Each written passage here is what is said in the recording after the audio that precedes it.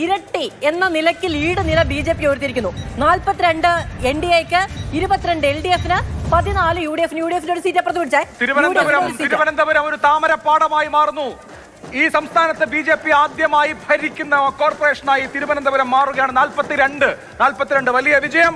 ഒപ്പം പഞ്ചായത്തുകൾ എടുത്താൽ 428 പഞ്ചായത്തുകളിൽ UDF, 366 പഞ്ചായത്തുകളിൽ LDF. അത് കഴിഞ്ഞ തവണത്തേതിൽ നിന്നുള്ള വലിയ വ്യത്യാസമാണ്. കഴിഞ്ഞ തവണത്തെ തെരഞ്ഞെടുപ്പിൽ 582 LDFും 337 UDFും ആയിരുന്നിടത്ത് ഇത്തവണ 428 UDFും 366 LDFും എന്നുള്ള നിലയിൽ NDAക്ക് കഴിഞ്ഞ തവണ 13 ഉണ്ടായിരുന്നത് ഇത്തവണ 25ആയി ഉയരുകയും ചെയ്തിരിക്കുന്നു. അതുകൊണ്ട് ഇതൊരു UDF വേവ് ഇലക്ഷനായി മാറുന്നു. തദ്ദേശ തെരഞ്ഞെടുപ്പിൽ ഗ്രാസ് റൂട്ടിൽ കൂടുതൽ വേരുകളുള്ള CPMനെ സംബന്ധിച്ച്, LDFനെ സംബന്ധിച്ച് വിജയം കുറെ കൂടി എളുപ്പമാണെന്നായിരുന്നു വിലയിരുത്തൽ. പക്ഷെ നോക്കൂ, കേരളം ഭരണവിരുദ്ധ വികാരത്തിൽ സഞ്ചരിക്കുകയാണ്.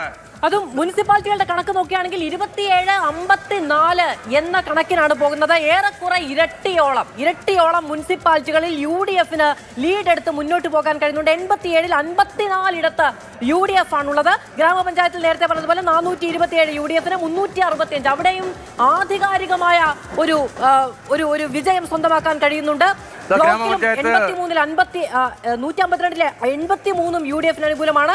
77 ജില്ലാ പഞ്ചായത്ത്. ഗ്രാമപഞ്ചായത്തിലെ എണ്ണം നോക്കുകയാണെങ്കിൽ 400-ലധികം വാർഡുകളുടെ എണ്ണം കൂടുതലുണ്ട് LDFനേക്കാൾ UDF.